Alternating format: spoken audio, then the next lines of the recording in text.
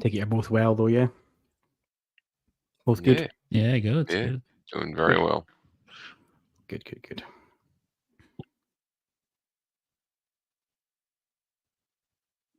Oh, did you just hear my voice coming through again? No. Yeah. Yeah, I'm hearing my voice twice. Why is that?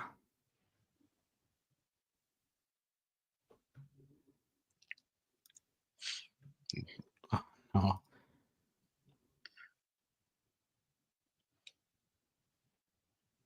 Mic speaker. Why would I be hearing my voice coming through twice?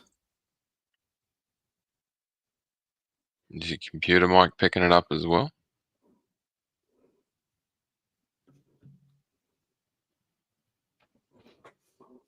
Just give me 2 minutes, Donny. Just need to fix something.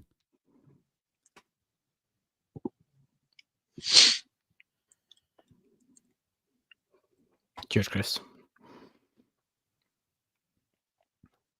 Yeah, I can hear everyone twice, actually.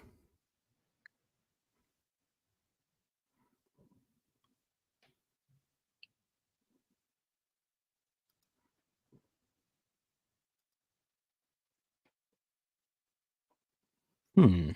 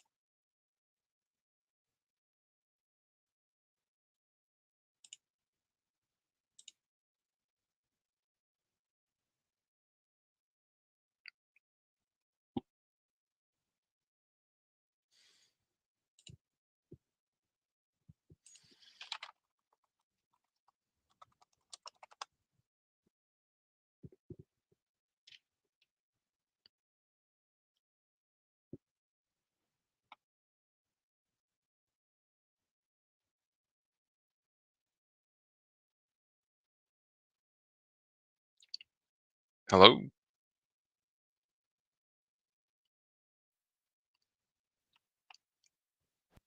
David, can you hear me? I can hear you. I cannot Okay. hear a word Donny's saying. Yeah, it's Dony then.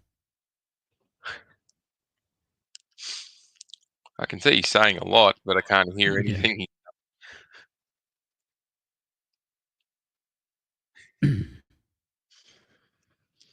Yeah.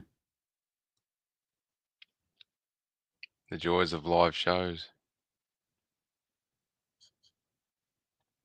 Strange, I could hear him when he started.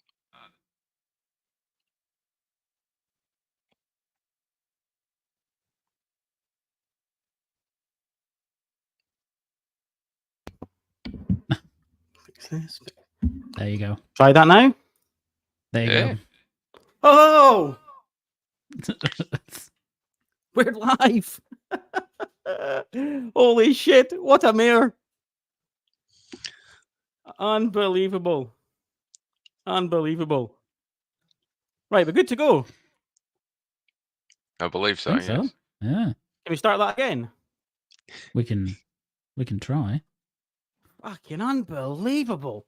Yeah, Chris, only Donny could silence Donny. Tell me about it. Right, let's do this again. Hello, everyone, for a second time, and welcome to Pure Dead PlayStation. As usual, I am your host, Donny.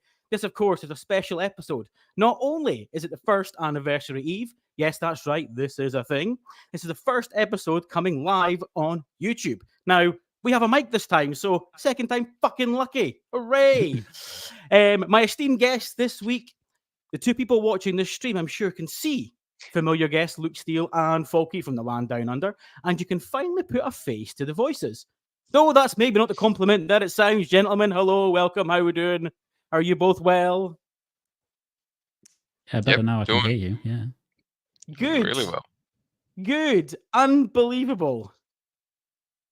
Oh, I thought it was going to be like some complicated technical problem, but it just looked well, like it I had the was. mute button. Yeah. Shut up, Luke. I don't even know how that happened. Yeah. Oh, unbelievable. Davey, what time is it? It is a beautiful 4:36 a.m. down here in Victoria, the bottom end of the Wow. world. Holy crap.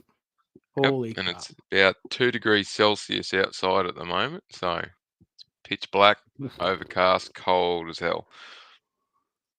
Wow. Of course, it's winter time, isn't it, for you? So, yeah, God. Well, thank you for being here at such a wee hour. No, that's all right. We're glad to be here. Good, good. Luke, how are you? It's been a while. Been a couple of weeks. Yeah, no, I'm very well, thank you. Yeah, it's been a fair bit. Some quite a lot of news in that time as well, isn't there? So I've Aye. been doing some It's been gaming. not bad. Good, good. What have you been playing? Hellblade 2, I saw. Yeah, I finished that yesterday. I think I finished it yesterday in 45 minutes. So no, it took I think about 9 hours. So about an hour of that would have been photo mode and just looking at stuff. So about 8 of playtime, which is about right. I think that's what they quoted before it came out. So just finished that. Yeah. Before that, finished Stellar Blade at last, which was on my Nice. docket for a while. Been playing Hades 2. Shut up. Shut up. I know. Sorry. And I think that's been about it. I just started a new game today as well, which I'm quite looking forward to getting into, but I've not played too much of that. It's called 1000X Resist, which is on PC and Switch at the minute. But it's a really interesting game. I might talk about it separately, but yeah, just started playing that. Good, good. Excellent stuff. And Davey, anything new from you at all since we last spoke? Anything exciting? No, probably not. Not what others would consider exciting, at least. Just, yeah, busy with work, busy with life.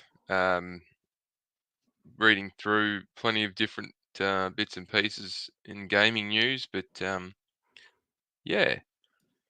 Haven't really had a chance to do too much over the last few weeks. In terms of gaming, I've just been working through Final Fantasy VII Rebirth, and Nice. begrudgingly getting through parts of that and enjoying other parts of it. So, yeah. Good, good. Well, you've been reading gaming news, so yeah. Listen, let's get cracking then, because I know it's early for you, and we're on a tight schedule here. So let's get stuck in. Neil Druckmann's in the news just now. The Last of Us Last of Us creative director Neil Druckmann says he thinks AI technology will revolutionize the way content is created, its issues aside. Asked how he envisions the fusion of storytelling and technology over the next 10 years, Druckmann said he thinks it's getting easier for people with no technical ability to fully realize the ideas in the head. It sounds like me trying to do this live show, of course. It's kind of on brand, isn't it? AI is really going to revolutionize how content is being created, although it does bring up some ethical issues we need to address, he explained. With technologies like AI and the ability to do motion capture right from home, we're reducing both costs and technical hurdles, opening the door for us to make more adventurous projects and push the boundaries of storytelling in games. This evolution is truly empowering creators to bring their visions to life without the traditional obstacles. Gents, I don't want to kind of beat a dead horse about the AI thing. I've kind of, I've made my feelings kind of clear on this. And look, I don't know if you kind of read his comments, and I don't know if I feel as though he's trying to soften the blow a little bit early, almost pre-warning what's to come. Or do you think he's just being try to be this kind of main guy, because I feel as though Neil likes to be he likes to be the center of attention. He likes to be the one that's driving the industry, and him coming out and saying this and giving examples like motion capture and things. Listen, I get it, I do understand, but yeah, I don't know if he's just if there's a bit of posturing going on. What do you think? Yeah, I think yeah, I think he's just maybe just trying to prime people for what's coming, as you say. I think they tend to be very careful with the words around AI at the moment, or most execs do anyway in the gaming space, because they know that there's going to be a pretty significant outcry for AI that aims to fill in what traditional game development roles would be. Obviously, I don't think we're there yet anyway, but yeah, I think he's just priming. He's probably somewhat excited about the positive impact it could have on production as well, because there are positives as he talks about. So yeah, I think he's choosing his words quite carefully there, but I think he's just priming people a little bit for what's to come. Yeah, and Davey, I'm assuming you're hearing or reading his comments, and you've got your financial head on, and you're going, "Yep, this is exactly what I've been saying on Twitter for the last 6 months." And this is just, this is your moment, isn't it? Really, that's what you've been saying. I've seen you say it numerous times. Yeah. I'll take that one. It's interesting because it's got such a broad application potential with AI. And Neil's comments do align, oddly enough, with something else that we're going to talk about later. Neil's comments actually align with something that the Sony bosses said in their business strategy update last week, which was that they plan to develop and use AI as a support to content creators, not as a replacement for content creators, because the current status of AI is it's not able to create without being told.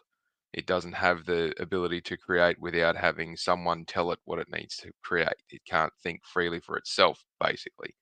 So I think I agree, he's softening the blow to what's coming, but I think that it's not going to be studios having mass layoffs and AI replacing them, all those devs and all the creatives.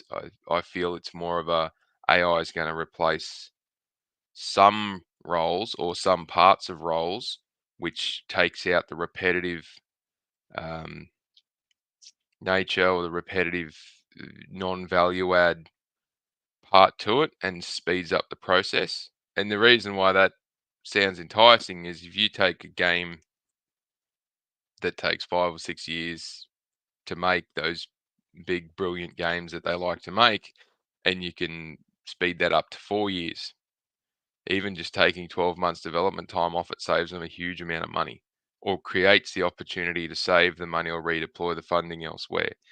So it assists in the broader scale of they've got to figure out how they can be more profitable whilst maintaining that, push the bleeding edge part of that technology in that part of the gaming technology, or allows them to scale back to do these episodic style,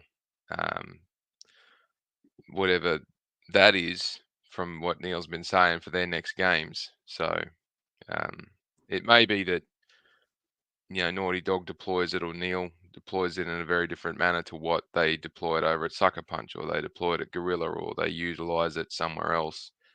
But specifically for the mocap stuff is a bit interesting though, because one of the big cost pressures that PlayStation's got is every studio is doing its own mocap. Then they've got ICE doing mocap, Visual Arts doing mocap, XDev doing mocap, and they're just banking up the thousands and thousands and thousands of hours of different movements that have all been done with mocap. And some of them are sitting there, they may never get used, but they're in a massive library that they can call on to use at any time. Now, if they've just got the bare bones movement, let's put it that way, of someone running in to take cover in behind some kind of box or against a wall or something like that, instead of having a team of devs take hundreds of hours to bring that up to snuff to pull it into whatever game they're pulling it into, AI can do that in a couple of minutes. Well, you've been crazy to not use that technology. Yeah. So, and now if you've then got the devs free from having to do that, they can be doing something else, or you don't have to. This is probably where it's going to impact jobs more than layoffs happening. It's not bringing on additional studios or additional devs to help support that part of the work. Now, AI can still do it, but you still need someone at the back end to check it, go through it, make sure that it's correct, do the touch ups, do the adjustments, because it's not perfect. So yeah, that's probably going to be less initial design and build jobs, and probably more QA jobs. So there's an opportunity there for devs to upskill. Yeah, no, I think you're spot on. It's it's just, I just my issue always is just down the creative side. That's the bit that worries me, and it always has done about this. Is you take away that creative design, you take away that real thinking power. We can all see where AI is going to go and how it's using it. Already is as well. It's not as if it's not already used. That's basically what procedural generation is for the most part. So it already exists, but it is. I must admit, I am concerned about it in terms of how it's going to be used going forward. But at the end of the day, what was the quote that I saw someone mentioned about cars? Someone likened it to cars, and it was, and it made perfect sense how they put it across, and it's just something we're going to have to accept down the line, that this is going to be the way, And like you said, David, for the most part, for the cost saving things, I think it's the real kind of that's the real hook. These companies don't do these things; it's not going to save them money, is it? Exactly. Yeah, I mean, to be fair, I mean, you mentioned it already. Sony's got a development. What is it called? The business development on Thursday morning, I think it is. Which, to be honest with you, the next two stories I'm going to kind of tie into both those.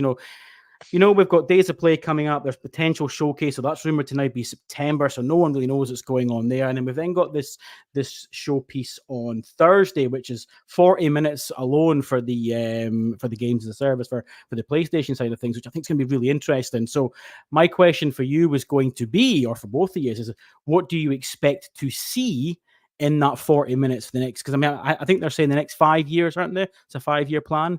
So yeah, and again, thinking about the sort of third story we've got about Sony hiring for mobile as well, I think all these things are kind of tying in quite nicely, aren't they? There's a reason all these financial decisions are being made. So, listen, whatever one of you wants to take that, just go. Luke, we've not heard from you. On you go.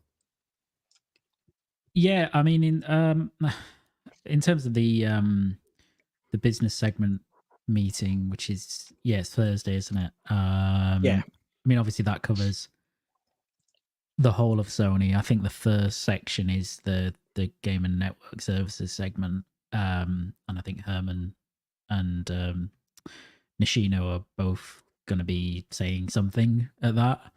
I wouldn't expect too much. I mean, in terms of like interesting. You're not expecting no news. bombshells. You're not expecting day and date PC, day and date Xbox, day and date this. No, Panic. not really. Yeah, You know? no, none of that. Oh. I think it'll be, very holistic about what the next few years of PlayStation looks like, or rather, what the next few years of that segment looks like. They may touch on mobile as a more significant element of that. They may touch on live service. But I don't expect much. There wasn't really, from memory, that much talked about last year in the equivalent segment. I'm not really expecting for that to be wholly interesting, because it's not for us.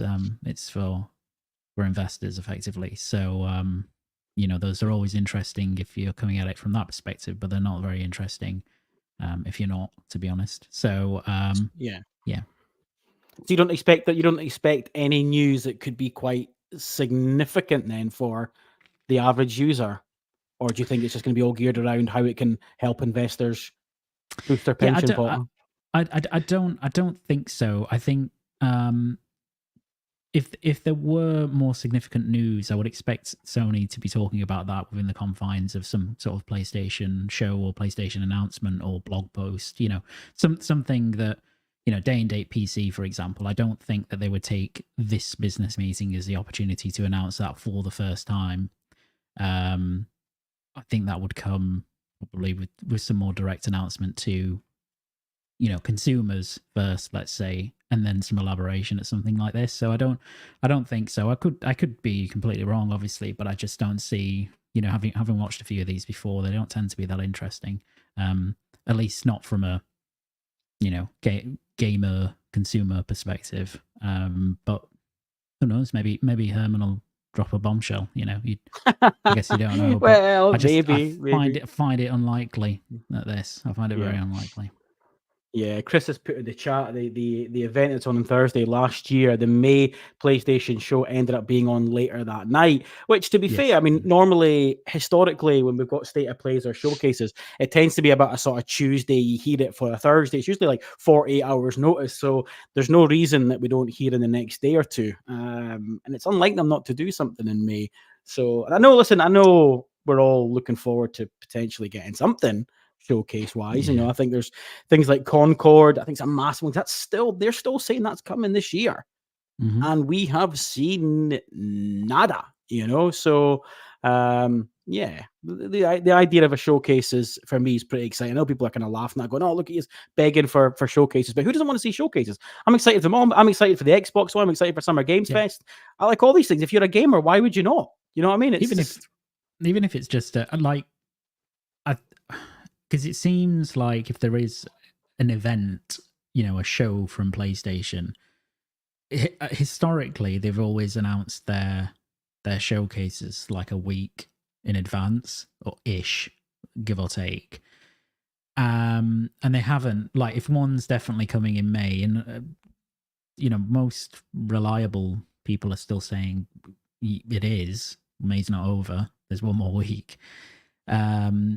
Then it seems more likely it'll be State of Play at this point, just based on how they announce their State of Play is very close to, they announce it and then it's 1-2 days later, that kind of travel. So I would be surprised at this point if they said, oh yeah, tomorrow a showcase is coming on Thursday. But then again, I mean, if you look at the last few State of Plays, they've actually, some of it has been more significant announcements that you might expect at a showcase. So perhaps they're just changing tact on that. Obviously, I think everyone would like them to do a proper PlayStation showcase, particularly after the last one, which was what was wrong with the last one, Luke? What are you getting at? Pretty disappointing.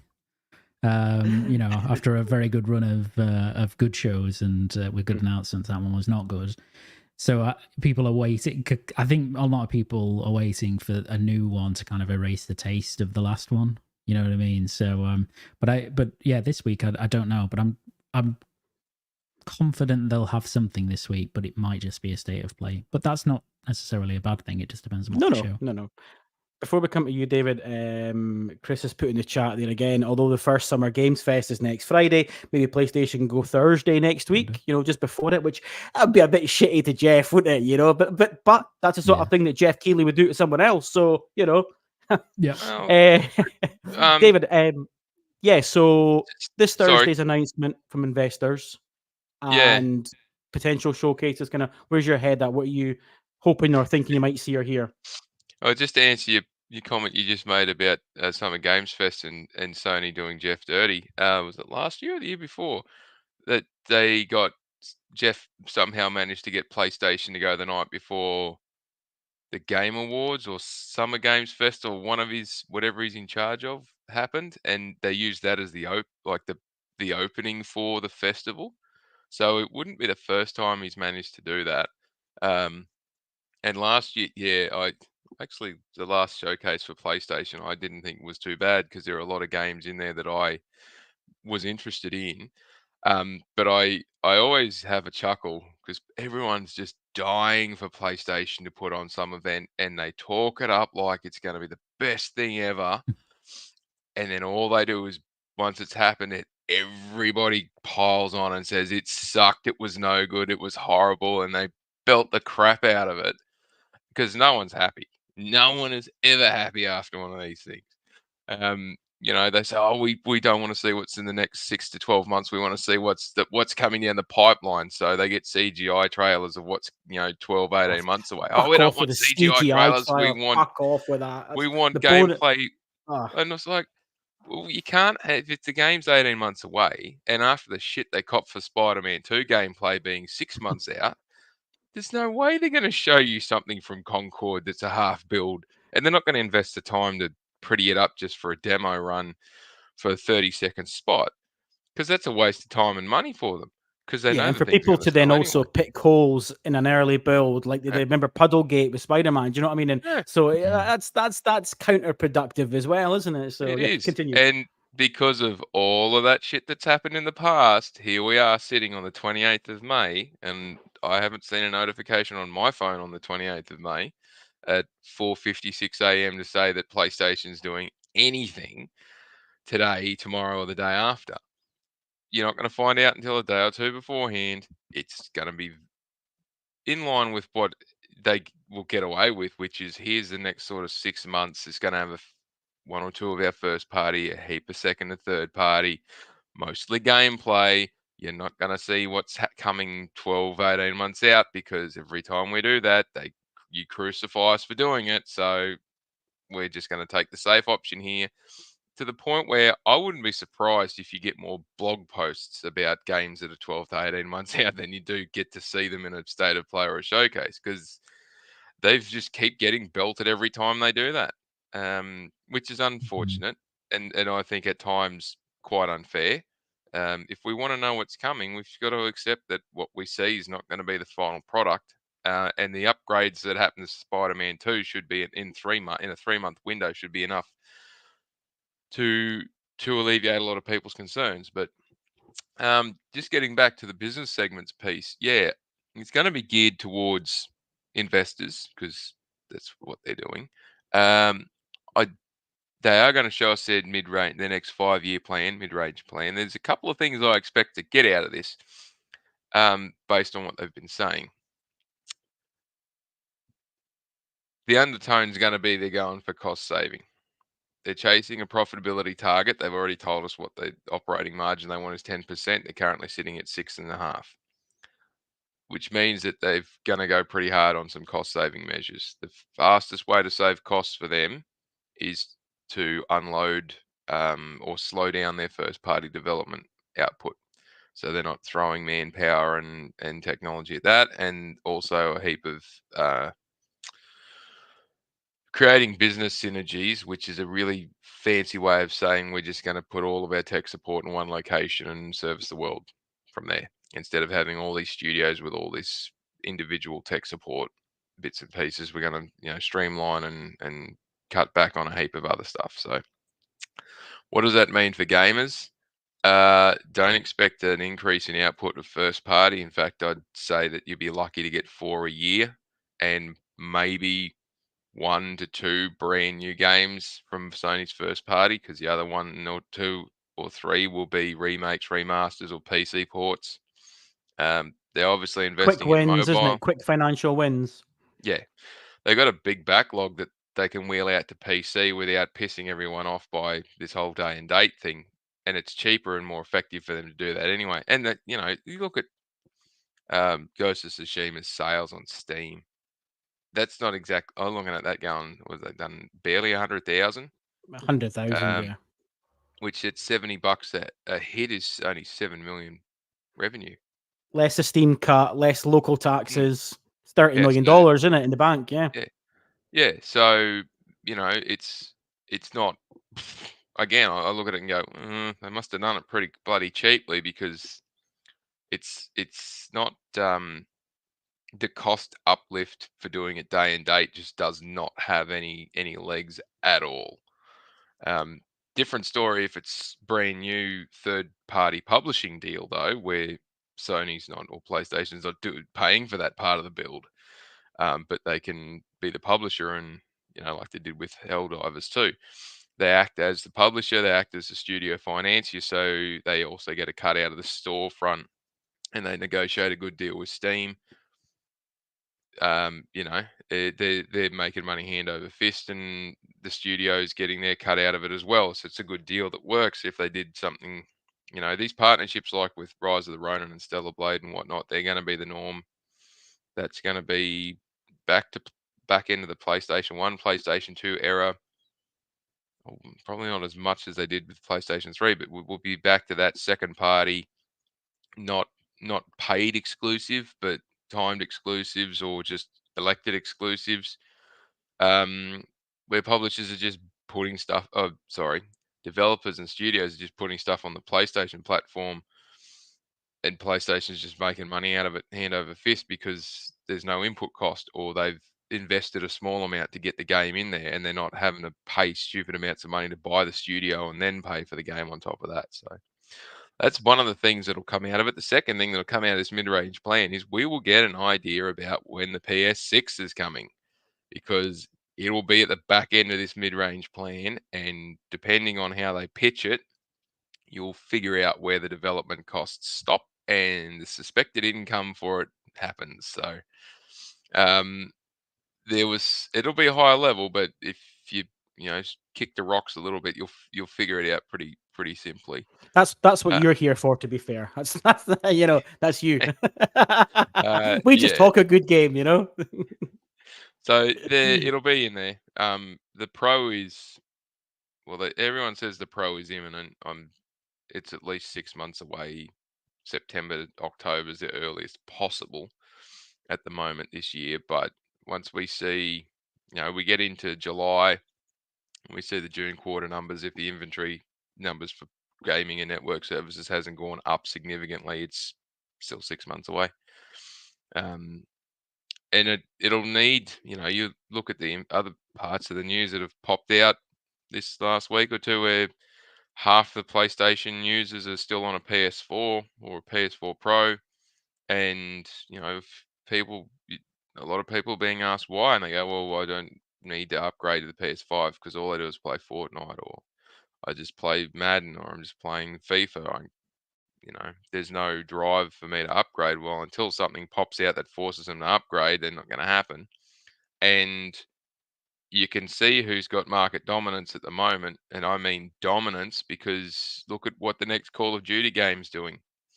It's going on prior gen consoles. 4 years into nearly, 3.5 years into the cycle. By the time it comes out, it'll be 4 years into this generation. They're still pumping games out for the PS4. So, the they just can't ignore the volume of potential sales points there, which is crazy when you hear them say, oh, there's two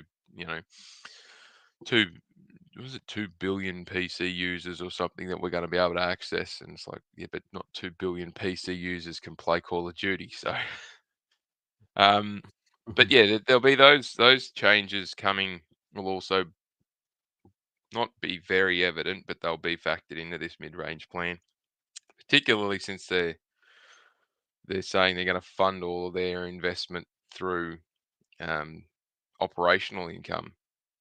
They said it in their business segment overview, which is very different to what they did in their last mid-range plan. They did most of their investment through, well, I shouldn't say most of it, more than half of it was through operating income, but a fair chunk of it was through debt and financing. So, yeah, be interesting to see what comes of it. Yeah, I mean, Luke. Obviously, I mean, Davey's made that point. Obviously, tonight he's made that a couple of times on Twitter as well. I know he was actually chatting with Tam in our Discord about this sort of push into more of an old school way of doing things with relying on kind of second party deals and that. I mean, for you taking a PlayStation head off, or even with your PlayStation head on, I suppose. How do you feel about that? I mean, we all want the first party studio games. Yeah. But we know we can't get them because they take too long, and generally there's not enough studios to sustain their appetites anyway. But when you see these deals, you look at the success of Stellar Blade, obviously, which we'll come on to, it's not hard to see why.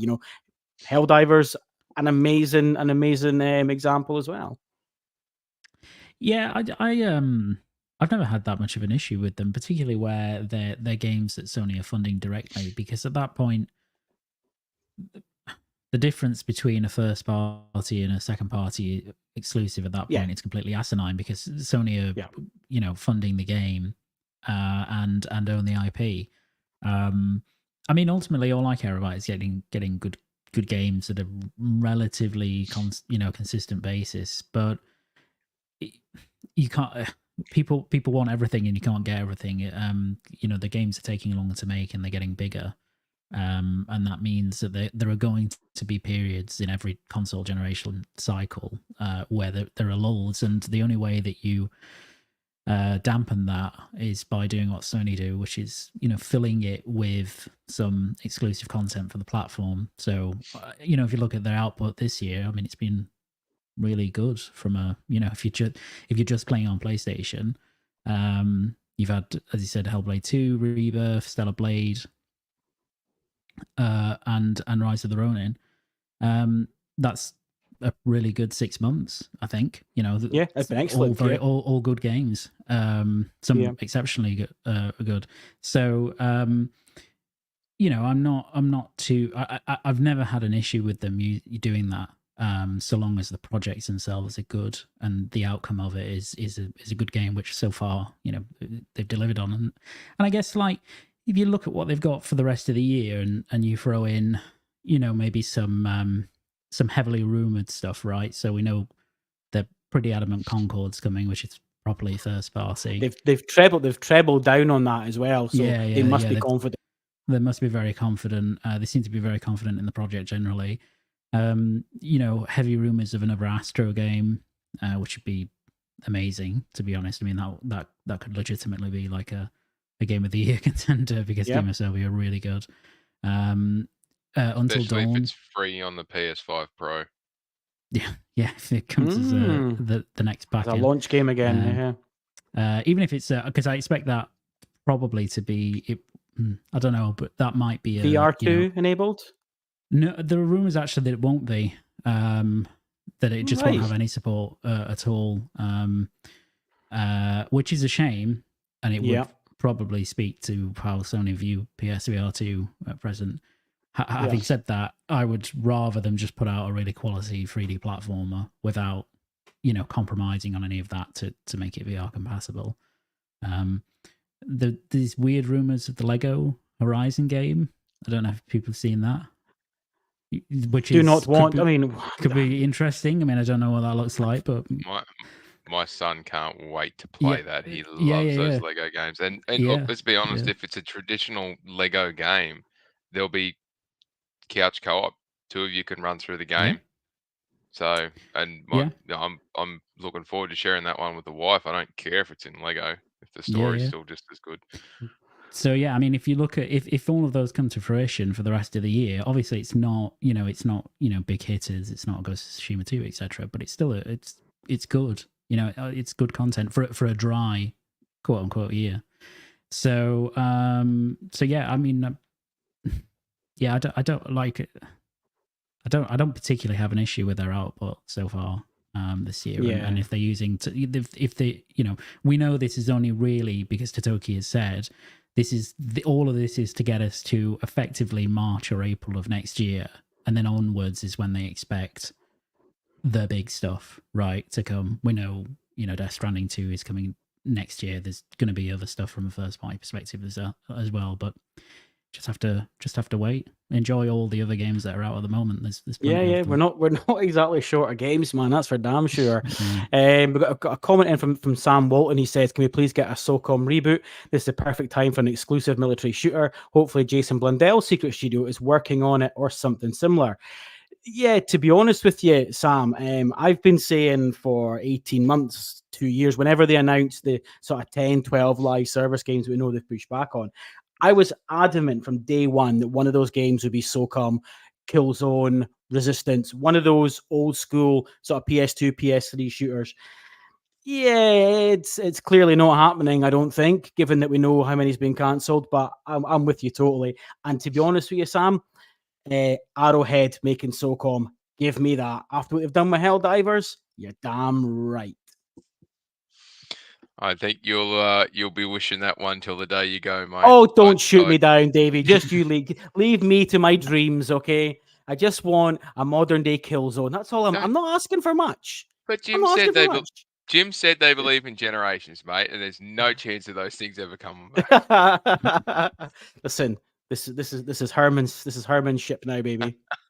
Yes, well, that's a good point. The change in direction with having dual CEOs focusing on slightly different while you're on that, spots is then interesting. yeah, well, while we're on that, and just quickly, I mean, not to go into it too much, from your kind of expertise or whatever, I mean, is that normal? Is that an issue? Do you think? I mean, I've never seen that, but I'm not exactly in your world. It's not well, I shouldn't say it's not unusual. It happens from time to time. It depends on where a business is at in terms of its progression. So they've split it between. So Herman's in charge of the gaming side of it, and I just can't remember the other guy's name. Sorry, is in charge of the platform. And considering this, there's massive issues with the game side of things at PlayStation, um, which we just touched on some of those massive issues. They need to get better at developing. They need to cut some costs out. They need to make sure they're hitting their targets. They need to keep their QA up. They've canned some of this live service stuff, and they're trying to pivot back to something different. So that's going to take a lot of focus. At the same time of trying to do all that, you've then got to consider that the platform is no longer a single console. The platform is a console, a VR headset, a semi-portable device, whatever they're working on in mobile. They've got a PC out, rollout that they're trying to work through on a few other bits and pieces. So if you want it done effectively, you'd have to take it off one person and give it to multiple different people.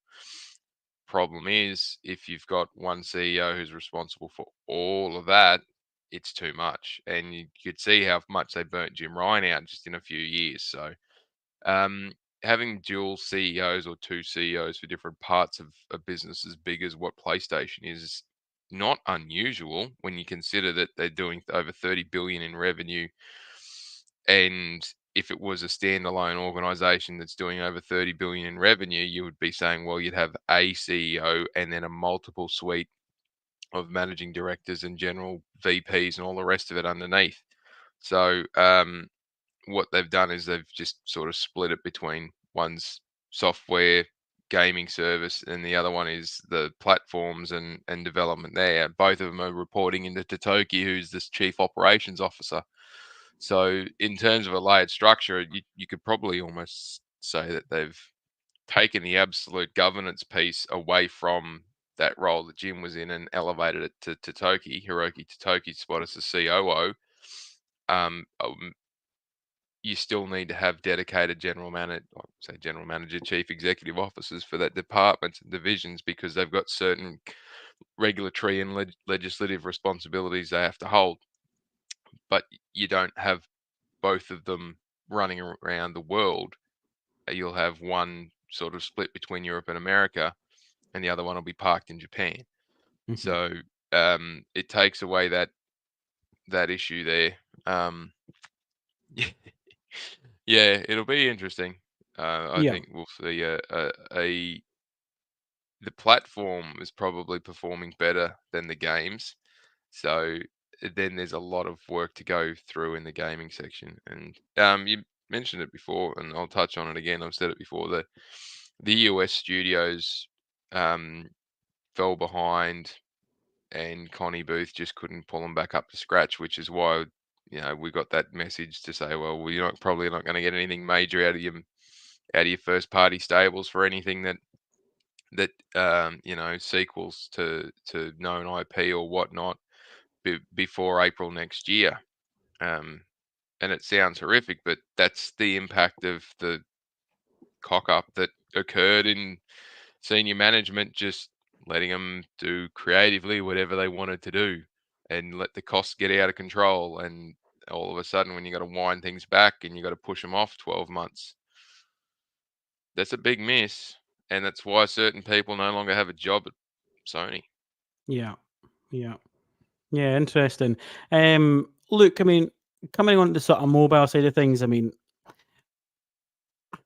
I get it. Listen, I get it. The mobile thing obviously is massively important. We know the market share. We know that when Xbox bought ABK, when Phil Spencer spoke about the importance of mobile and Candy Crush, but I feel as though that mobile is a bit of this kind of big pink elephant in the sky that everyone wants to break into. And PlayStation's been here before. I mean, I don't know if you remember, what was it? Was it Wipeout Live or something it was called? There was a Wipeout mobile. They've tried to get here before, but I mean, does it get you excited in any way is what I'm trying to ask, but it's a stupid question to ask because I don't think it gets any of us excited. I mean, don't get me wrong, they could make it, they could do it properly. And if it's all linked to the PSN, to your account, and you can earn trophies and things like that, and it's essentially a portable device to your actual console, almost like the Portal is, then fine, But I don't know. Listen, the mobile thing, I think it can go too far, and we're going to get a little bit lost in what games people play and what games Sony releases. And I'm a bit anxious about this. Yeah, I wouldn't say I'm anxious about it. I'm more just not interested. Everybody's looking to get into that segment of gaming because it can be just unbelievably profitable, depending on what you do. And Sony, I think they said a couple of years ago that mobile makes up like 5% of their sort of output generally in that games and network services division, and they wanted to get it to something like 10% by next year, roughly.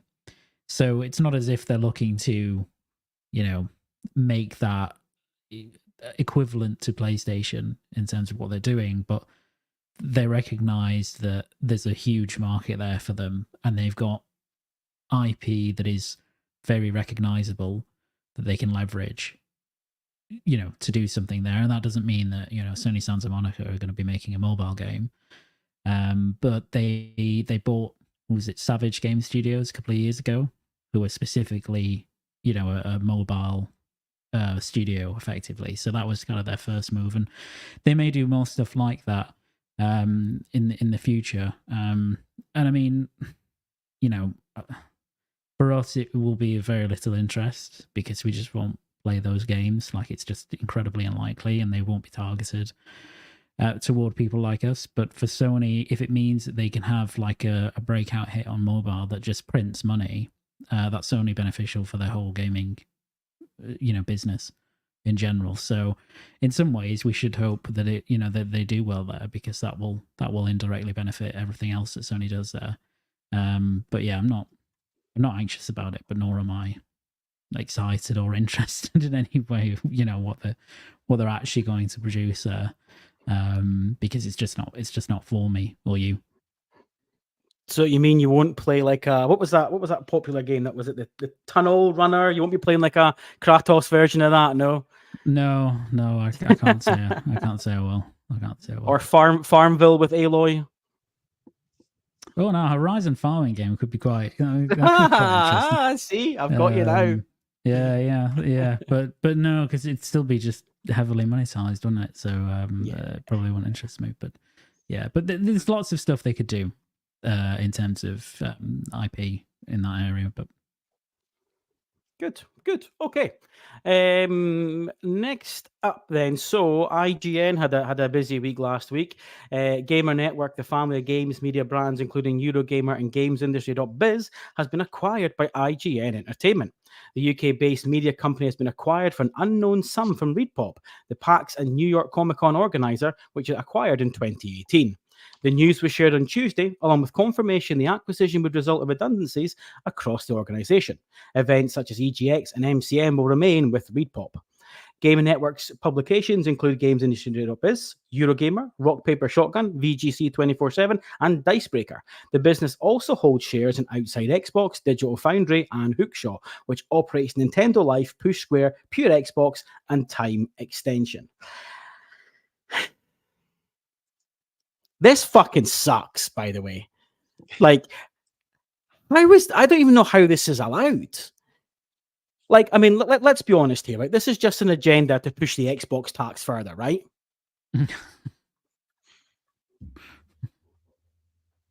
He went there. I think, if I'm allowed to think about this, Go on then. I think it's a really smart move from ReedPop. I think it gets them out of the disaster that is currently media and is befalling the lack of revenue or even lack of sustainability in that area. You look at how many different ones ReedPop was running, and then you look at how much of it was all just a copy and paste of the same shit they were doing. And we're talking about AI before. The writings on the wall with news, not news media, but like opinion based media, and IGN has probably bought itself a not fun time with this. If your nearest competitors are up for sale and you get them at a good deal, buy them, and then Shut down the rubbish ones. buy them and shut them down, and then all it'll take is someone to go, hey, FTC or a European Commission or someone, look what they're doing here. They're not allowed to do that, and then IGN will get in big trouble for what they've done. But ReedPop run PAX, a heap of Comic Cons, and a heap of other fan engagement items, and I would much rather that those things stay in a world where there's no more E3 and there's likely not going to be any BlizzCon or anything like that going forward as well. I would much rather have those live events which support indie studios and support the consumers being able to engage with studios and fans and all the rest of it than 7 or 8 publications that just keep spitting out the same crap. That it's not churn nice factory, isn't it? It's a churn factory, isn't it? It's not nice when you look at the list and go, holy crap, look at all the things that are going. You're like, but they were all effectively the same anyway. Now I don't like people losing their jobs, and it's always a horrible thing when that happens. But I just don't understand why people are so confused about IGN doing this. It's not like IGN was under threat by most of these publications, but in a world of basically consolidate or die, and the revenue coming out of a lot of these was just not enough to sustain them. You still got to pay people's wages and whatnot, so you might as well get out of it and let someone else deal with the trash. But there's things like game and network publications include Game Industry Biz, Eurogamer, including 6 local language editions. Rock Paper Shotgun VG247 Dice Breaker, as well as holding shares in Outside Xbox, Digital Foundry, who absolutely hate IGN, Nintendo Life, Push Square, Pure Xbox, Time Extension, a heap of other bits and pieces. So there's an awful lot that's going to be affected there. There'll be a few people that don't get to do the journalism that they were doing. The very few that I actually enjoyed reading up on, but it's a lot of really quality people have left IGN over the last 12 to 18 months as well. So it's a good way of recruiting. Yeah. Yeah. Yeah, yeah. No, I mean it's just. I mean, the ones there. I mean, I only really listen to. I read gamesindustry.biz. I use that for citing here. Push Square, but that's really it. To be honest with you. What about you, Luke? Do you read a lot of games media? I guess out of those ones, I do read Game Industry Biz, and I read a lot of Eurogamer actually.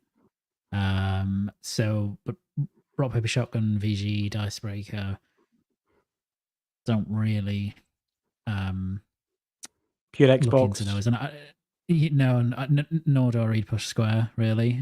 So really, it's just the two biggest ones I would say, which are Game Industry and Eurogamer. Obviously, they're different anyway in the audience they serve, but so yeah, I mean, it's a really interesting one. I mean, I agree with David from Reed Pop's perspective. Actually, if you look at, I'm pretty certain their motivation behind trying to buy Gamer Network in the first place was probably just to get a hold of EGX, because that aligns with what they do as a company, and I don't think they ever really wanted to then be saddled with online gamer journalism print, basically, especially with the how difficult that industry is in terms of actually making significant amount of money and keeping that going. So I get why they divested of all that stuff, and I guess from IGN's perspective, it is probably a headache to have all of that stuff, but equally it gives them a bit more reach across different publications. And I would imagine they probably got a very good deal for all of that stuff as well. So it still sucks because I don't think anybody really wants a large conglomerate of gaming journalism websites, especially ones that just churn the same stuff out. Just copy and paste someone's story and cite your source, isn't it? It's churn. Yeah. Do we know do we know what the figure was, by the way? I don't think we do. Yeah, I don't think we do. Undisclosed, is it? Okay. Yeah. The main one for me was Digital Foundry, because I watch everything that they put out. So, okay. But they've only got they've got a less than 50% holding in Digital Foundry. So, at least on paper, they are not the majority shareholder because they hold through a gamer network company. Yeah. So not too much should change there. Hopefully, actually, it will benefit Digital Foundry in terms of just having, being able, potentially to have a bit more resource to help them.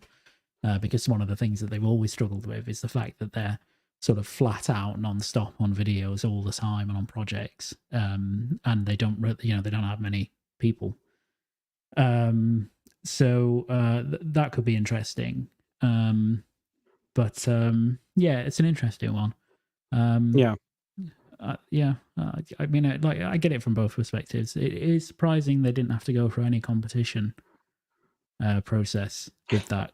But then again, seems odd it's to me hard to know. Yeah, it would be really hard to calculate, one, what the market is, when you're doing that, and two, what the actual share of that market that each of these entities has, because actually they're all servicing perhaps slightly different markets in terms of what they're putting out there. So and even then there are so many, this is quite a lot of gaming websites, but if you think about how many are out there in the world, there's a vast amount Yes, of them still. yeah. So it's And the majority are all probably just not for them. UK based as well, isn't it? You know, so really it's only Yeah, a there's UK problem, isn't it? You know, so yeah, minus a few localizations. yeah, there's a lot. So but yeah, it sucks because you don't want to see that, and you know, I don't want to see Eurogamer, you know, go away or become more like IGN, because we don't need people, you know, we don't need these places to become more like IGN. Have But you ever tried to use? Sorry, look, have you ever tried to use IGN on your mobile? No, Have you ever tried to read? Yeah. It is It's an nightmare. Yeah. hideous. It is Their whole website is absolutely just awful. hideous. Yeah. Yeah, It'll it is painful. It'll be a very interesting day for IGN if they ever get this push across most of the OECDs to defund news sites where they're not allowed to generate revenue from advertising or anything like that. Oh, really? Yeah, there's a big push in a lot of countries: UK, the US, Australia, New Zealand, Canada, even Japan, and some Asian countries are really pushing hard to say that if you operate under a news media protection rules, you cannot commercialize your news service, which means you can't sell advertising banners on your website pages and your mobile Right. pages and all that sort of stuff. So they've got to figure out how to fund it in different ways. If you took away advertising and sponsored opinion columns, how are they going to fund themselves? Yeah. So they'd have to stop calling themselves news sites and start calling themselves something else, which means they I lose mean, all yeah. that protection under the news media rules. Yeah. So that'll be interesting if that gets up. Yeah, yeah. Won't be able to call themselves journalists anymore either, which, you know, given how some of them that work there, that's probably not too far off the mark anyway. So, all right, listen, moving on. Luke, you finally finished Stellar Blade. I did. What did you think? And are you happy that the news this week that you might be getting some potentially DLC and maybe even a sequel? Yeah, I really enjoyed it. I had a really good time with it. It's story was not good, to be honest, like not very good at all. But not terrible, but just kind of Middling. It was middling. Yeah, pretty middling. However, everything else was very good. So I love the combat of that game, and soundtrack was excellent, visually very impressive, great enemy design and variety in boss battles. Some of those last ones were really difficult as well. They were really like the last two-ish. Yeah, your little boss run at the end. Yeah. Became there was pretty significant difficulty uplift in that, which I didn't expect. But it was very good, and I really enjoyed it. And I mean, in terms of like, it's such a good place for a sequel. It's in there are areas that they could very clearly target to improve, and that would make a massive difference to the overall delivery of the game, of a sequel. But there's other areas that they don't need to do that much with, like they don't have to change them that much. They can just evolve them slightly, so that I think it's clearly done quite well for them in terms of sales as well. So it looks like that they're quite interested in it. I think probably the next step is just getting a PC port out there in the future, and then obviously which I they've talked imagine about won't the be DLC. too far away. Yeah, I wouldn't think so, no. And then looking at the DLC, and the DLC could be really cool. I think they were talking about a boss rush mode. Is that right? yeah. Or something Well, like that? that's how that came out this week. Yeah. Yeah. So I probably won't go back to it, at least for a while anyway. Because I think it took me about 20 hours, which good length. But I'm excited about it as a franchise, because I think it's got actually a lot going for it. And they've kind of carved out their own path of that kind of game, which is cool. So yeah, let's see. It'll be a while off anyway. Any sequel or anything like that, but it could be good. Yeah. Yeah, because they've got a multi-plat game in the works, which they call, what was the code name for it? Project Witches is what they code named it. So it's definitely after that. But I think from my perspective, I love the game and spoke very, very highly of it. But what I like about the story is the fact that in a time when all we see is negativity about poor sales, not meeting expectations, studios getting cut, new IPs failing, blah blah blah. It's just good to get some positivity, isn't it? To get some good, feel good that a new IPs came out. It's clearly landed well, that they're talking about making another one. So I think that's that for me is the real kind of talking point, because it is tiring. We've all got a passion for this industry, and it is tiring when you hear consistent it's failed. It's not sold well. Immortals of Avium or this or that. It's if it's not one, it's the other. I hit that mute button again. See that? That could have been embarrassing. Second time. Yeah, Davey, you never played Stellar Blade, did you? No, I haven't got there yet. No. I don't know if I will. It's just too much to play. It does interest me. It does. I just don't know when or if I'll ever get around to playing it. So. Yeah. We've got it's off topic. It says a question from Sam Walton, and for you, Dave, it says a bit off topic, but what are your thoughts on Sony trying to pick up Paramount? It can wait until the end of the show, but I was curious what your thoughts are on the potential merger. I can answer that now, or we can wait till later. Go now. No, go now. So Sony is part of two organisations that have put the pitch forward. They've got the majority shareholding, but the other one being Apollo. Apollo Capital Investments own Liongate Studios and Yahoo and a couple of other media groups, and they're very much trying to get hold of Paramount. They've put in a bid before at a much higher price and got turned down.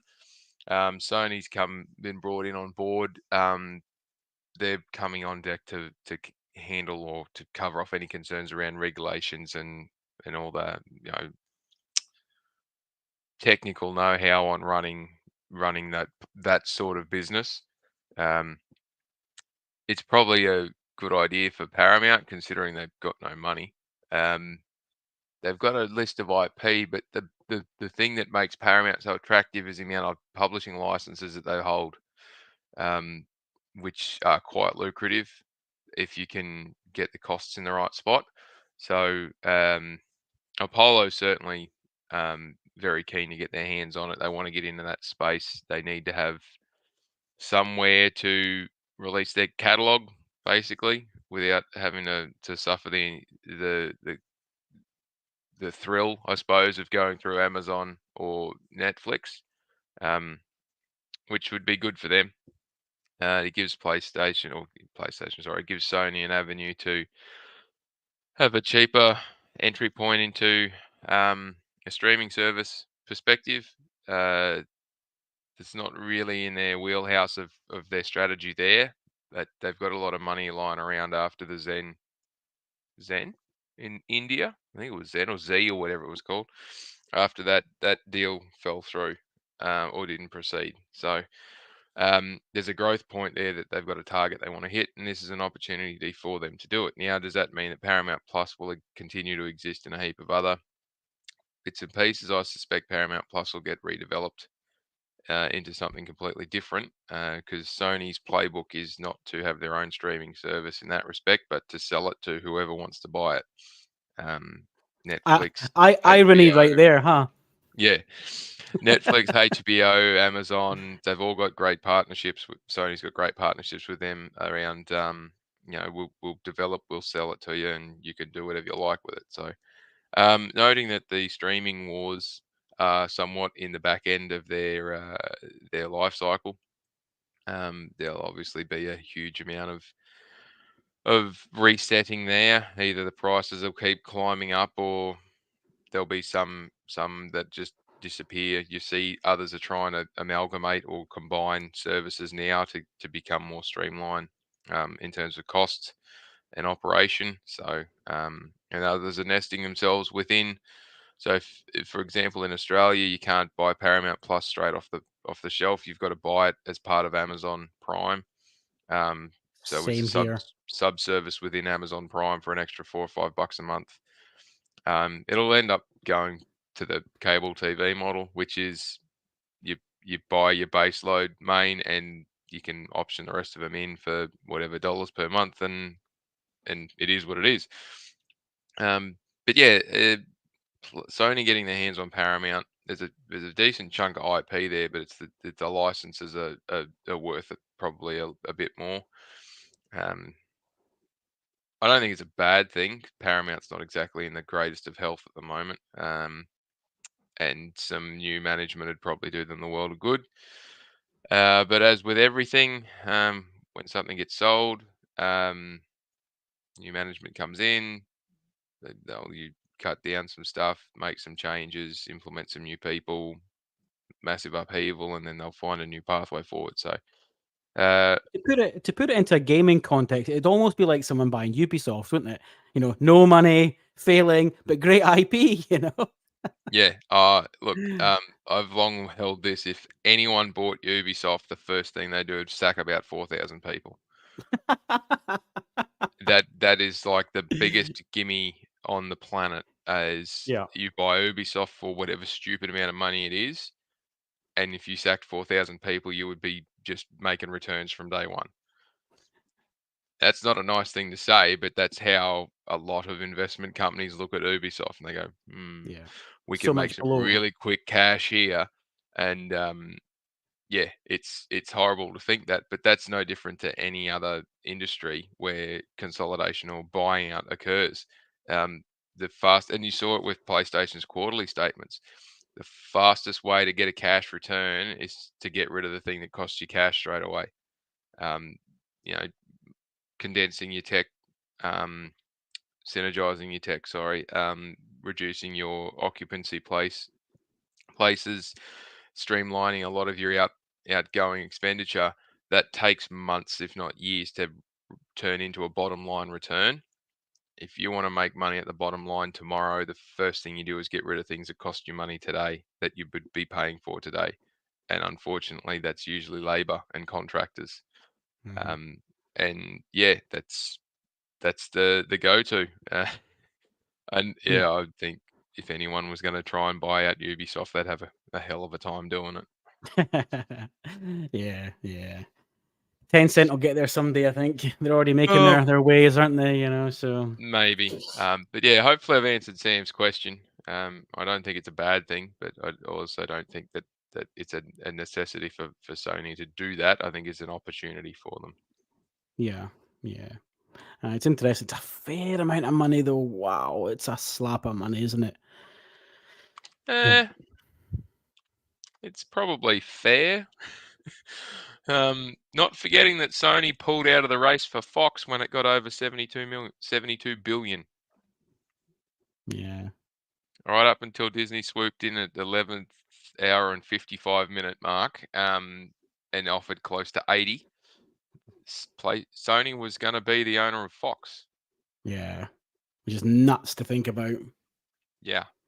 And they thought that was a good deal at 72 billion. So if you can pick up Paramount for the majority share of a $25 billion offer, which is probably less than 13 billion that they're kicking in. Yeah. Why not? Why not? But you have to inherit Tom Cruise, though, and that, well. Well, you look at the roster of people they've had at Columbia Studios, and yeah. Yeah. Good. All right, guys, let's move into the last talking point. So we're going to talk about the 2023 financials, which came out. So I'll just kind of run through the sort of highlights with it, and then we can kind of dive into it. So Sony released its full year financial results, showing a solid 12 months for its PlayStation business, ahead of a year in which it's forecasting declines. The platform holder saw net sales for its games and network services division, which includes PlayStation, rise by 17% year on year to $27.5 billion, while operating income rose 16% to $1.9 billion. Sony also managed to ship 20.8 million PS5 units throughout the fiscal year. This was an improvement on the 19.1 million managed in the previous year, but fell slightly short of its 21 million target.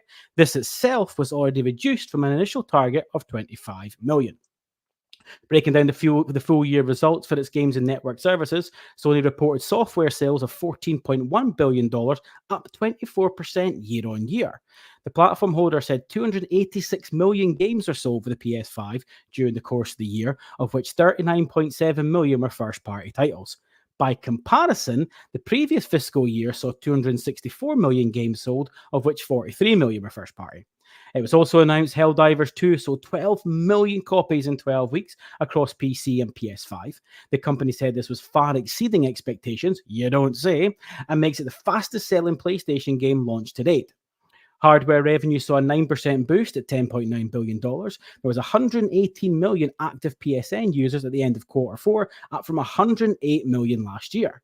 According to Seeking Alpha's transcript of the post-earnings call, Q4's active PSN user numbers were the second highest in PlayStation history, bested only by January to March period 2021, when the pandemic was not yet a year old. So, David, we'll let you go last because you're the kind of expert on this. So, from my perspective of this, Davey, is that every number went up, right? So I go, that's great. And in my line of work in sales, I've got a P&L in my head. But the only thing really that matters is revenue and margin. What my costs are don't get taken into account, you know, some of which some of the guys in the chat will know a lot about, but we won't go there. So for me, everything went up. So I'm going, this is great. And when you shift, you know, we'll call it 21 million PS5s, which is unbelievable, you go, this is all great. So I look at this from the layman and go, this is all perfect. This is all rosy. Hardy har har. Luke, talk to us kind of when you saw these, kind of you're looking at it because again, you know, you've got a bit more expertise than I do as well, you know. And then we can let Davey take the stage. Yeah, I think the like there's some. Well, it depends on how you look at it. I guess overall they are quote unquote positive, as you say, because you've had increases in pretty much everything. There are obviously kind of pressure points in their business at the moment, and David would probably talk about those more, that they need to address. And I mean, we're all talking about pressure points and issues in the context really of their ability to grow. It's not so much that it's a very elaborate concern for the company in terms of actually being able to operate. It's more just, you know, they're a pretty sizable segment within a publicly traded company that need to show significant growth, and growth from the position that PlayStation are in is actually quite difficult. Doable, but it's difficult. But I think the most interesting one was their actual PlayStation 5 unit sales. That was the one that was quite interesting because they missed their revised target, which is not great. I mean, they only just missed it, I think, by maybe 200,000 units or something like that. But the fact that I think it is a positive in the wider context of what's going on, which is the fact that, you know, they're only tracking in the US about 800,000 behind the aligned units of the PlayStation 4, despite the fact that they've had, you know, shortages for one. They had those for a number of years effectively. And then also, despite the fact that there's been no reduction in the price of the console whatsoever in that time, which you would normally have expected by now. I think that's still a pretty impressive performance. And an economic meltdown as well. Yeah, obviously, yeah, and just less spending power over the last year / year and a half from people in general.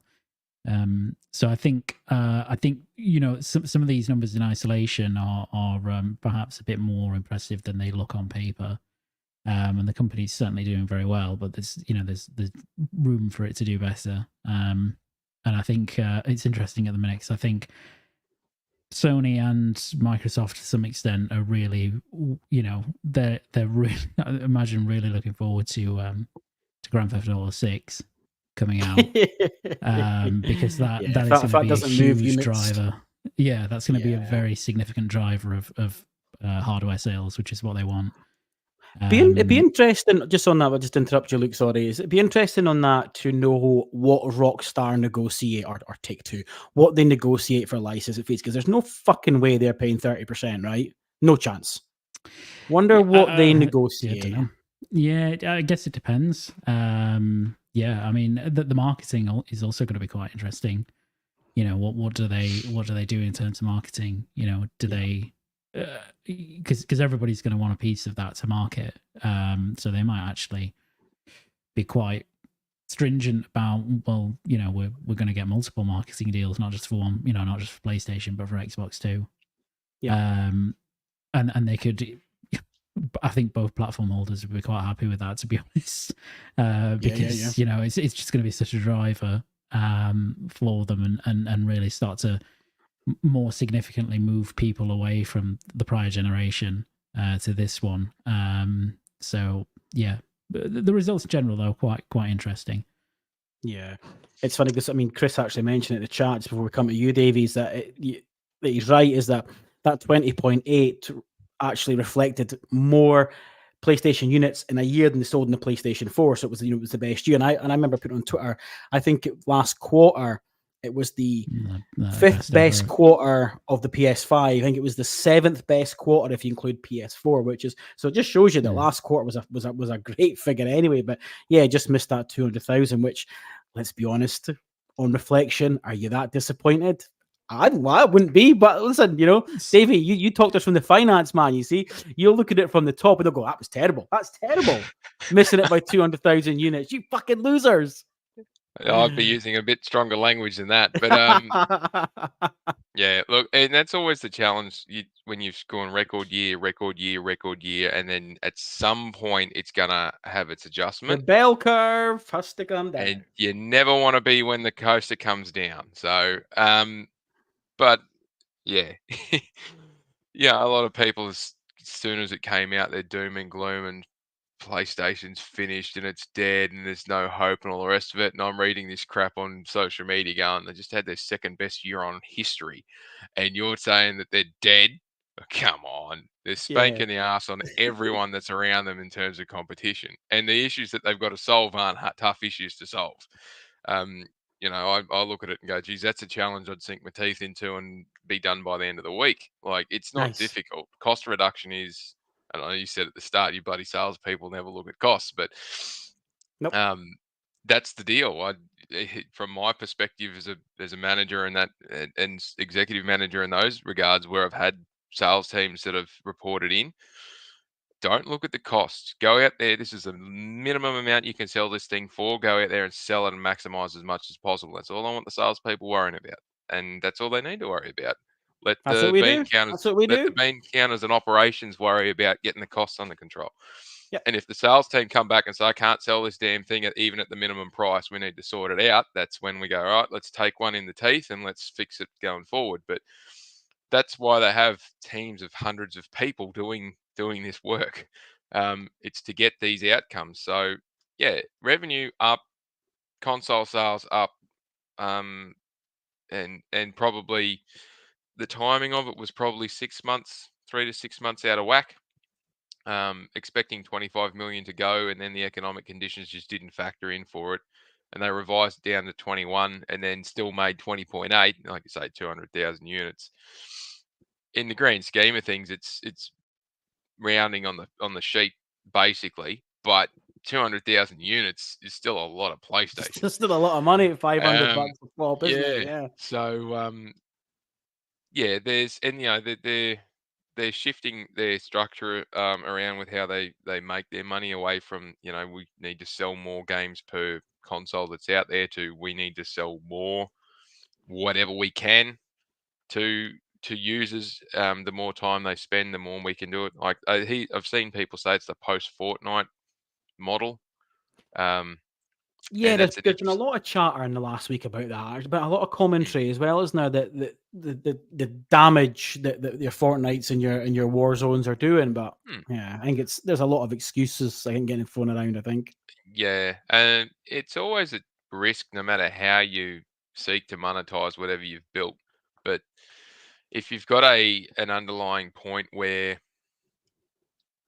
I don't think there's any real middle ground available anymore. You're either selling the product in a finished capacity, or you're selling parts of it as you go along. So it's a free to play with engagement points for skins or weapons or whatever it is at the time. I think if you take the model of I'll sell you the full price game and then I will sell you the DLC. The Witcher 3 is a great example of that. Or the base game, brilliant, big game, everyone loved it, and then you had 2 separate DLC expansions that came to it. Both of them were full price sells. I think you would struggle very hard to get that across the line these days, because they'll either expect it to be free, or they will not be inclined to pay $60 for a 4-hour expansion DLC. So that'll have an impact on how going forward games are developed and built, and the theories behind that. And it's unfortunate that that's the first thing they'll have to think about, but that's just the reality. Is we can't just make it and hope. We've got to know how we're going to fund this thing, or we will end up the way of the dodo bird. Yeah, but that's why we get like a Miles Morales, though, isn't it? That's the reason for that, and that worked. Yeah, You sort of point 1.5 games, so, and we might get that as well with God of War, potentially, and a Trace expansion. Yeah, and that's if you're getting these larger expansions, so they call them standalone DLC. Yeah, I'm giggling because of the whole God of War is DLC. Sequels are DLC. That's just an entirely different conversation. But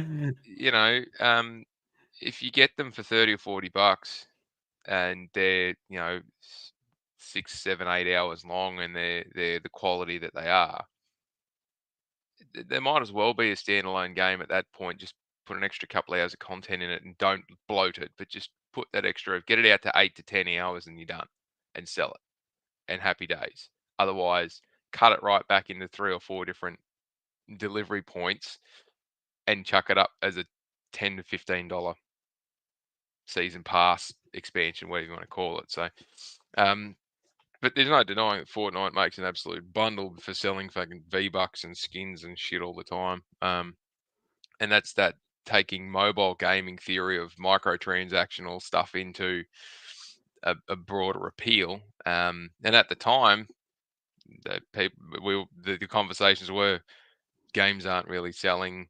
How do we get more how do we get more access faster with digital delivery and all this sort of stuff? And that's what they came up with. But anyway, circling back to PlayStation, yeah, they're in quite rude health in that respect. Their operating income is an issue that's not difficult to solve. You just got to wind the costs back a bit. So what's burning them really hardly in their cost section is they go through all the foreign exchange impacts selling globally, and with the way that the yen depreciates against the US dollar, and has done and stayed really low for a long time. Yeah, it's great for their revenue, but it also means that their costs are through the roof. Those US studios are costing Sony an absolute fortune to run at the moment. An absolute fortune. It is insane. But if the FX shifts just 10 points, 15 points in a favorable direction, all of a sudden their operating income goes from 6.7% to 8 or 9%. And the problem's been solved before they even pick up a pencil and start putting circles and lines on paper. So they're going for a structural cost saving structural reform, is a way of putting it.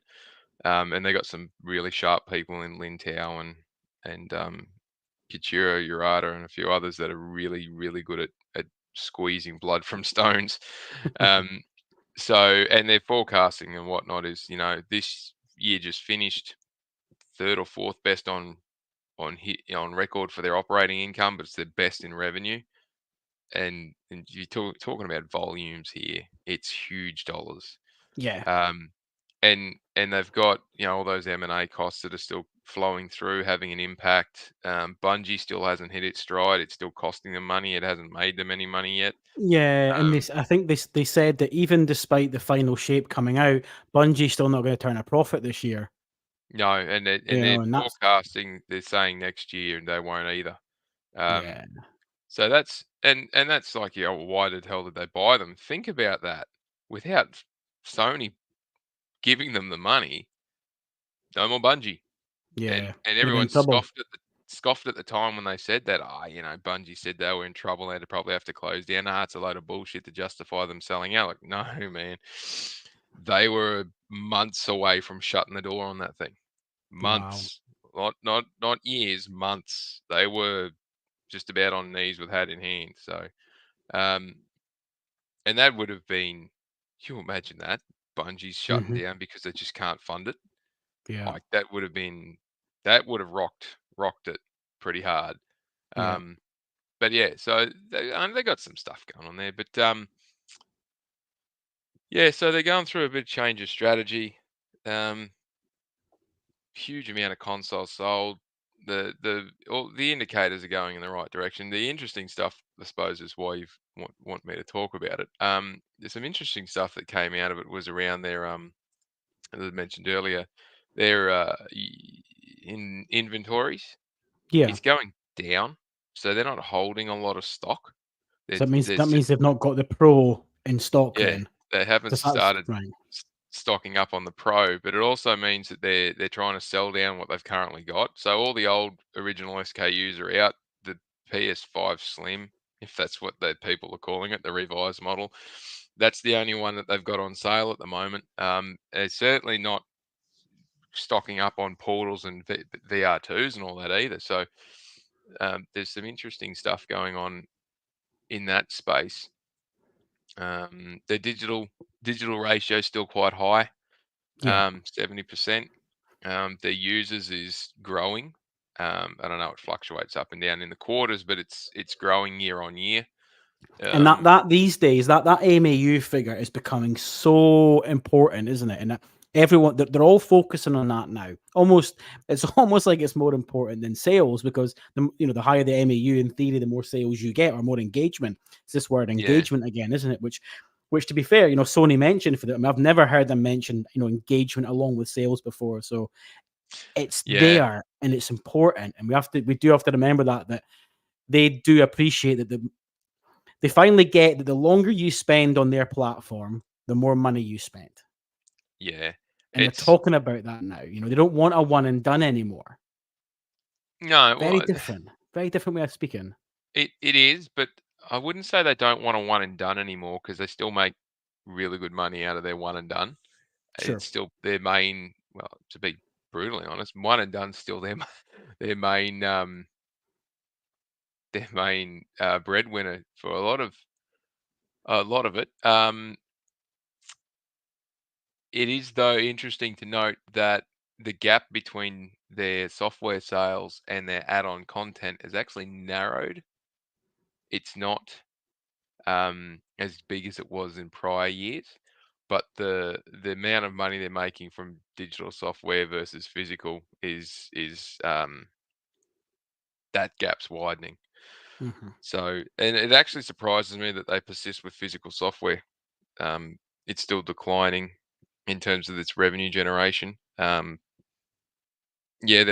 there's license fees and a few other bits and pieces involved in that, but even that's starting to dwindle. Their first party title sales went down, and Because there's less games, so there's only yeah, Spider-Man, wasn't it? So well, yeah, so even that didn't. The Q3 launch for Spider-Man in, was it October last year?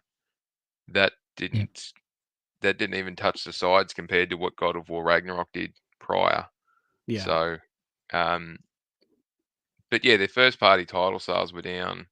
Their total software sales were up, which was good, and still increasing. And that's pushing. That's expected to go over 300 million units in the forecast for next year. So is that why then they're predicting that although revenue is going to go down next year, Yep. profit's going to go up because they're going to have more second party deals, which is less cost, i.e., not $250 million budgets, and then Yeah. Yeah. There's some accounting trickery that goes on with internally developed stuff, and when you recognise the cost versus not. and there's some options there, but generally PlayStation will wear most of the costs of development in the year when they're incurred, rather than put them on the balance sheet and then take these massive hits when they launch the game. So, but yes, they don't have to pay. Third-party deals are 30% through the PS Store and Free money. free money. So, and just talking about what you said before, they've started talking about player time engagements and all the rest of it. As I was saying earlier, the Fortnite deal, they're making money hand over every time you go and buy V-Bucks through the PS Store. PlayStation makes money. Every time you buy a skin, PlayStation makes money. Every time you get a voucher and redeem it, PlayStation makes money. Yeah. You know, without needing to put advertising in there, just even on the storefront for games that aren't a focus point for a partner for PlayStation. If they want to be first on the banner, PlayStation makes money. So they are charging like a wounded bull in certain areas, but they, and the MAUs are important, but it's the way they're calculated, because there's no standard way of calculating monthly active users at the moment. So like, you look at the notes with the Sony ones. Quote, monthly active users are an estimate total number of unique accounts that played games or used services on the PlayStation Network during the last month of the quarter, and is based on company research and may be updated in the future. Unique accounts that played games or used services on the PlayStation Network. There's an awful lot of PS4s that aren't hooked into the network. Mm-hmm. There's also played games or used services, may include streaming to apps and all that sort of stuff. So, and if you like my household, we've got a PS5 that's got I've got an Australian account, a US account, and a UK account. Yeah. The US and the UK account hardly ever get used, but if they did, well, then I'm one individual with 3 separate accounts. So this is the sort of stuff where it's, gets a bit hazy. But if you look at, say, Activision, the way that they calculate theirs, for example, was every time someone played a game, they were counted as an active user. Didn't matter what game, didn't matter what it was, they were an active user. So you could be playing, you could have played mobile games, Call of Duty, Blizzard, World of Warcraft, whatever. You could have played a dozen different games. You as one person would get counted 12 times. Yeah. So when they say got 320 million users, active users, it's not actually 320 million individuals. Yeah. It could be as low as 32 or 33 million. So it's this multitudes of scale that really make it interesting. But what the metric or the KPI you'd be looking at is, PlayStation goes, I got 118 million MAUs based on whatever agreed calculation method we've used. How much money per MAU am I making, and how do I make more of it?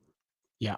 So that's their driver of monetizing their base harder going forward. But looking at everything else, I mean, the cost issues aside, and we'll find out more about how they're going to deal with that when we get to the on Thursday is going to be interesting, on isn't Thursday. it? Yeah. So, but as we said, I mean, they're doing well. They're doing really well. They could be doing better, and we've hit the down, like they're saying next year. They're forecasting 18 million units sold, and they're looking at Concord and the Final Shape are the only two that they've discussed as games, first-party games coming for this year. I don't think there'll be too much else going out there, but yeah, I mean, again, as I said, they're not screaming that they're going to go PC day and date, and they don't need to. And I think with their cost reduction program, I don't see it being an issue where the first parties are going to be, unless there's a specific reason, like it's held, a game similar to Helldivers where it's multiplayer and it makes I mean, sense. I think we all accept that live service type games are all going to go. I think we know that, and Herman Holster spoke about that for 2-3 years, so that's nothing new. I think the key is everyone's just waiting for that gotcha moment when they say first party single players go PC. It's that gotcha, isn't it? And everyone's just waiting for that announcement that, listen, I'm sure I can't see, I'm adamant on this, I can't see happening certainly by the end of this generation, but whether the PS6 and things change, we're into a more sort of cloud hybrid-y future, then, well, yeah, possibly, but you're not going to see that within the next 3 years, I do not believe. But listen, in 3 days' time, I could be eating my words, you know. Well, wouldn't be the first time I made a fucking arse of myself, you know. Well, if they did, there would need to be a very, very good reason for it, and it would be something that they haven't told anyone. So, yeah, indeed, good. No, so I mean, Luke, anything else you want to add, or are you good? You good on that? I mean, you know, this is why Davey's here. We just listen to him, and he just tells us all the right answers, and we just nod and go, yeah. Oh yeah, I agree, Davey. Yeah, I agree. Yeah, I thought the same thing. Yeah. Good. Well, listen, gents. If you're happy, I'm happy. We're done. Davey, it's what, nearly 6:30 in the morning.